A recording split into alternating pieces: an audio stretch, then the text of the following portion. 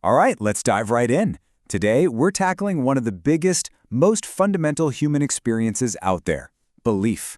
I mean, what is it really? Is it a conversation with some kind of divine being? Is it just a pattern firing in our own brains? Or is it a tool of the state? We're going to try and untangle this fascinating web that connects God, the brain, and power, and see how it shapes our world, both inside and out. So what does it really mean to believe? It sounds like such a simple question, doesn't it? But the answer is anything but. See, belief isn't just one single thing. It's more like a bridge that connects two totally different worlds. You've got the world that's deeply personal, completely internal, and then you have the world that's public, external, and political. And understanding that border between them, well, that's the key to this whole puzzle. So on one side, you have the inner world. This is all about your personal psychology, your unique experiences, that feeling of connection you might have. And then on the other side, you've got the outer world. We're talking society, systems of power, and that relentless demand for cold, hard, objective proof.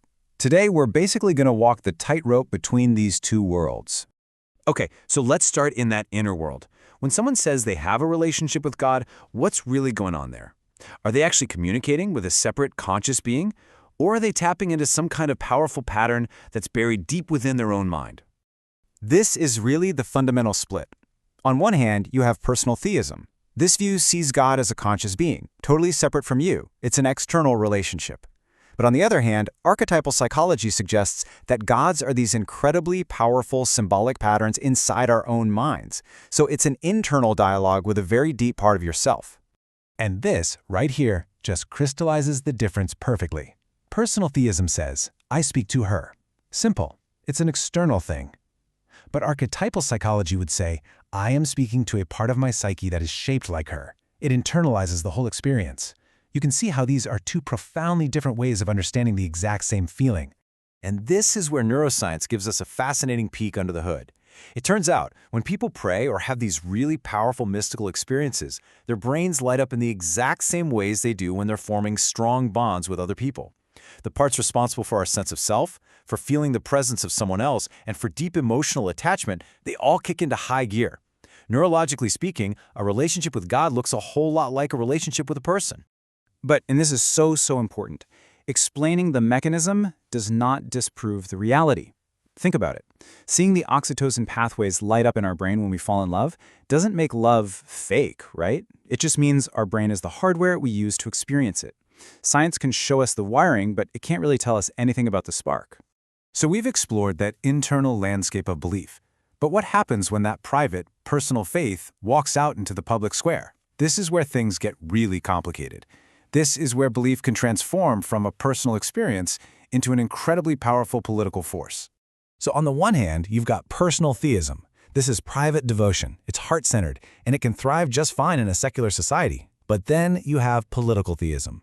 And that's the idea that the laws of the state, the whole system of governance, should be based on divine authority. All of a sudden, belief isn't just about personal connection anymore. It's about public power. And this slide does a fantastic job of just laying out the trade-offs, On the one hand, a system based on political theism can create a really strong sense of moral coherence and cultural unity. But the risks on the other side are huge. The suppression of minority beliefs, laws that are incredibly difficult to change, and, maybe most dangerously, a system where just disagreeing with the government can be framed as a spiritual crime, as sacrilege. Which, of course, brings us to the ultimate question that connects both of these worlds. With the stakes being this high, how could we ever know what's real? What would actual, undeniable proof of an external, divine consciousness even look like? To even have this conversation, we need a key concept: veridical information. Now, this isn't just some vague feeling of peace or a general sense of guidance. This means concrete, specific knowledge that you get during some kind of divine experience that you could not possibly have known otherwise. This is the kind of hard data that both philosophers and scientists are looking for. So here's one line of reasoning, the pro-goddess argument, if you will. It goes like this. If people are consistently receiving this kind of verifiable information, actual facts they couldn't know, then one very plausible explanation is that they are in fact communicating with some kind of external consciousness. But the counter-argument uses a famous principle called Occam's razor, which basically says the simplest explanation is usually the best one.